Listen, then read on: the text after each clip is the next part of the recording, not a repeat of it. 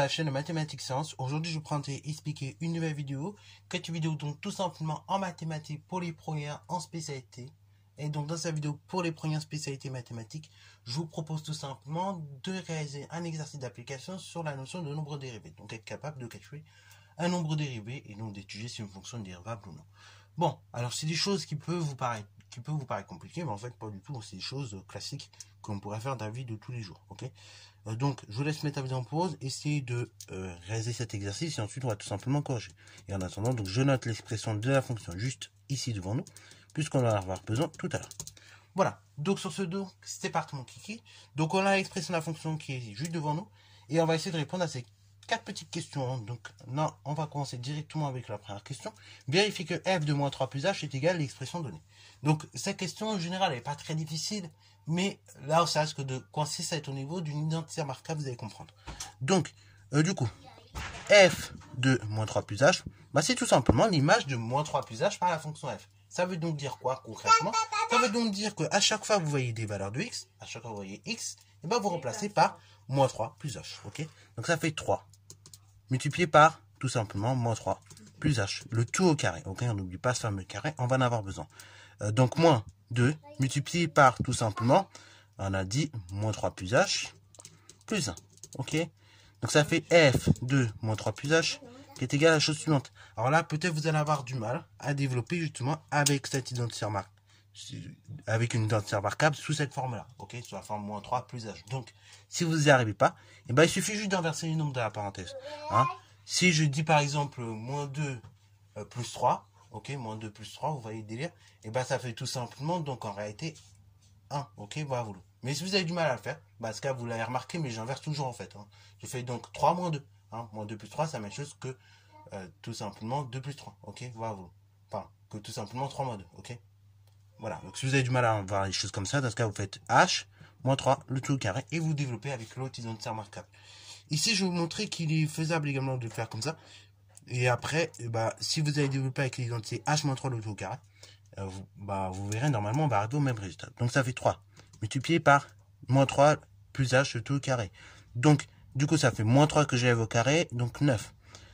Donc, plus 2 fois a. Donc là, pour le coup, je vais bien détailler pour que vous puissiez comprendre. Donc 2 fois a, c'est-à-dire 2 fois moins 3 fois h, plus la valeur de h au carré. Hein.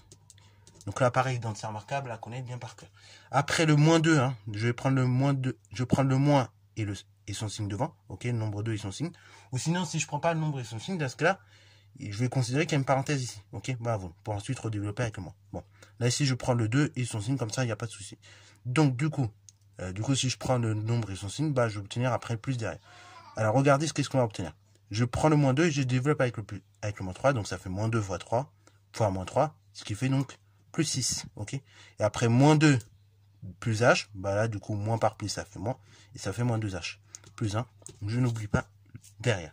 Ça fait f de moins 3 plus h égale à la chose suivante. Donc là, on va développer tranquillement. Ça fait 3 facteurs de 9.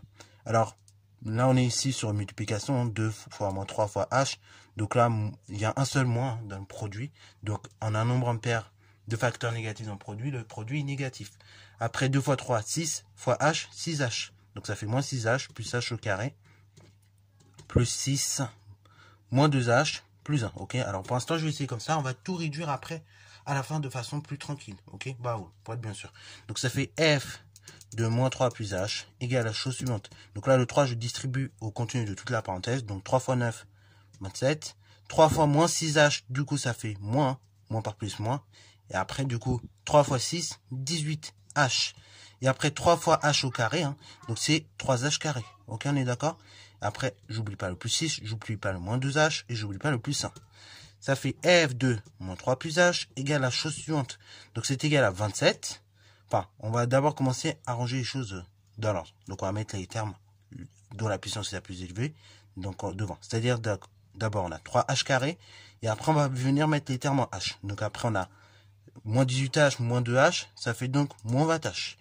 Et après, on a les nombres. Hein. Donc 27 plus 6, ça fait tout simplement 33 plus 1, 34. Voilà, est-ce que ça correspond à l'expression qu'on me proposait de montrer? Bah oui, hein, on est bien sur la forme 3h carré moins 20h plus 34. Ok, donc c'est bon, c'est que j'ai bien fait mon boulot. Ok, bravo. Donc, du coup, je vais l'écrire proprement, mais f de moins 3 plus h est égal donc 3h carré moins 20h plus 34. Ok? Alors, très important. Donc là, on va calculer f de moins 3 plus h. Donc, ça veut dire derrière que on va être amené à calculer un taux de variation. Et justement, c'est l'objet de la seconde question. Donc, montrer que le taux de variation, donc de f, entre moins 3 et moins 3 plus h est égal à taux de h qui est égal à moins 3 h à 3h moins 20. Ok? Donc, du coup, voilà. Deuxième étape, il s'agit de calculer le taux de variation. Donc, pour calculer le taux de variation, il nous faut f de moins 3, du coup, entre moins 3 et moins 3 plus h. Il nous faut f de moins 3 et f de moins 3 plus h. Donc, déjà, on va calculer d'une part f de 3. Donc, c'est l'image de f de moins 3, pardon. C'est l'image de moins 3 par la fonction f. Donc, ça fait 3 multiplié par moins 3 avec les parenthèses de tout au carré. Moins 2 multiplié par moins 3 plus 1. Ça fait donc f de moins 3 égale à la chose suivante. Donc, ça fait 3 multiplié par 9. Hein. Moins 3 au carré, c'est moins 3 fois moins 3, c'est-à-dire 9. Après, moins par plus, ça fait plus. 2 fois 3, 6, plus 1. Ok. Alors, normalement, si vous effectuez le calcul, effectivement, vous trouvez bien 34. Ok. F de moins 3 égale 34.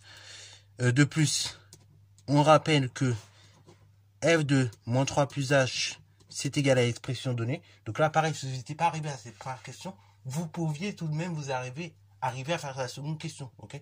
Puisqu'il fallait juste utiliser toute variation, enfin, l'image de F de moins 3 plus H, pour tout simplement faire les calculs. Ok. Il va utiliser f de moins 3 plus h et calculer tout simplement f de moins 3. Donc du coup, ça fait 3h carré. On a dit moins 20h plus tout simplement 34. Ok. Bravo. Donc là maintenant, le taux de variation qu'on a, taux de h entre moins 3 et moins 3 plus h, c'est égal à la chose suivante. Taux de h, c'est égal donc à f de moins 3 plus h moins f de moins 3, ok. Le tout divisé par h. Hein. Je rappelle, cette formule, il faut la prendre par cœur, ok. Par cœur, vous me l'apprenez.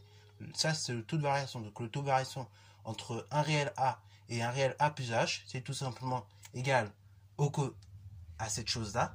C'est égal donc à taux de h, qui est lui-même égal donc à cette chose-là, c'est-à-dire donc f de moins de a plus h moins f de a divisé par h, ok.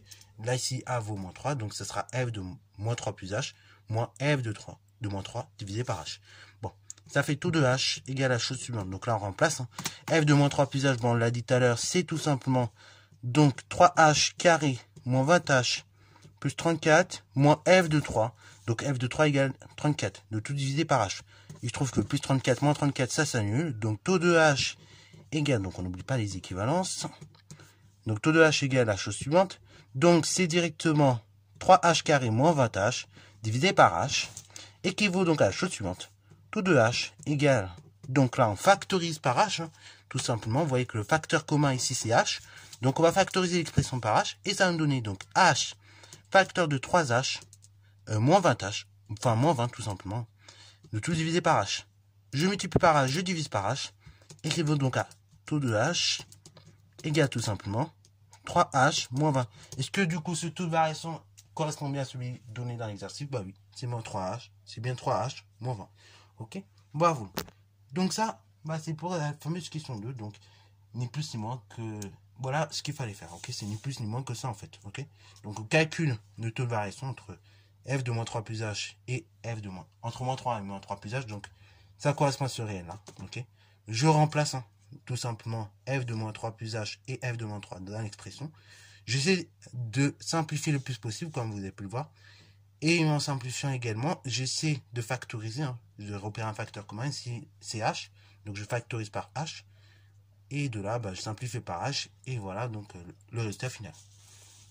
Et donc, troisième étape, la fonction f était dérivable en moins 3, si oui, préciser la valeur de f' de 3. Donc encore une fois, si on n'est pas arrivé à la question 2, on peut admettre justement la valeur du taux de variation, puisqu'elle nous était donnée, et après travailler avec ce taux de variation. Donc justement, question 3, si h tend vers 0, ok, alors taux de h, ou bien 3h moins 20, comme vous voulez, tend vers quel réel? Regardez, si je prends un réel h, toujours plus proche de 0, à un moment donné, on va se tenir ici 3h, va tendre de plus en plus vers 0, hein, puisque je rappelle 3 n'importe quel nombre multiplié par 0, à un moment donné, ça fait 0. Et après, il va me rester quoi? Bah, il va me rester moins 20. Donc, en fait, plus h va tendre vers 0, et plus taux de h tend tout simplement vers moins 20, qui est un nombre réel, hein, qui est réel. Donc, ça signifie quoi? Comme la limite du taux de variation lorsque h tend vers 0 est un réel, ok, voilà, lorsque vu que le taux de variation donc de notre fonction entre moins 3 et moins 3 plus h tend vers un nombre réel, lorsque h tend vers 0, ça veut dire que f est dérivable, ok? Cette fonction f est dérivable au réel moins 3, ok? Puisque c'est en moins 3 j'étudie sa dérivation. Donc, f' de moins 3. Donc, tout simplement, le nombre dérivé de f en moins 3, ça correspond tout simplement à la limite de la fonction f lorsque h, enfin à la limite du taux de variation lorsque h tend vers 0, c'est-à-dire donc à moins 20. Donc f de moins 3, f' de moins 3 égale 20. Ok? Attention, f' de moins 3, c'est pas f de 3, vous avez pu le voir. Hein. Ok? Donc maintenant, si je veux vérifier le résultat à la calculatrice, donc si je veux vérifier que j'ai bien fait un bon travail, qu'est-ce que je vais faire concrètement? Et ben voici les étapes encore une fois. Après, dans la prochaine vidéo, du coup, vous pourrez le faire de vous-même. C'est pour ça que je vous montre là. Donc, du coup, il y a deux solutions. Soit, normalement, on peut le voir directement ici. Ok, voilà, on peut y avoir accès directement ici. Ok, si je fais normalement seconde et la barre de fraction. Ok, et donc, à un moment donné, je trouve cet outil-là. Et donc, je vais cliquer sur cet outil et tout simplement mettre ma fonction et tout le reste. Donc là, vous avez D. Vous avez D et après, donc, on vous met ici sur D quelque chose. Donc là, bien évidemment, c'est tout simplement, il faut mettre X, ok? Bravo. Donc X, on le met là, je rappelle. Après, ici, je vais mettre l'expression de ma fonction. Donc ici, l'expression de ma fonction de mémoire, du coup, c'était tout simplement 3x carré, ok? 3, alors pardon, on va le refaire, supprimer. Alors du coup, je ferme. Voilà. Donc je disais, c'était tout simplement 3x que j'élève au carré. Voilà, comme ceci. Moins, donc 2x, hein, plus 1, voilà, comme ceci. Et après, comme j'étudie la dérivation de cette expression-là en moins 3, donc je mets moins 3 ici pour x, ok. Après, je regarde et je tiens bien moins 20. En fait, cette touche va vous permettre de trouver le nombre dérivé, ok. Alors, pareil, on peut la retrouver d'une autre façon. Vous allez dans maths, dans ce cas-là, et à un moment donné, il y a une touche qui s'appelle nombre dérivé, donc vous tapez 8, et vous allez retrouver exactement la même fonction que moi, ok. Donc là, du coup, il faut mettre x, l'expression de la fonction, et la valeur de x sur lequel vous étudiez la dérivation, ok. Bon, on va pas le refaire vu qu'on l'a déjà fait, mais voilà, ok. Alors du coup, c'est tout pour cette vidéo, j'espère qu'elle t'a plu. Si c'est le cas, n'hésite pas à la liker, commenter, et balance à toi en mathématiques et en sciences.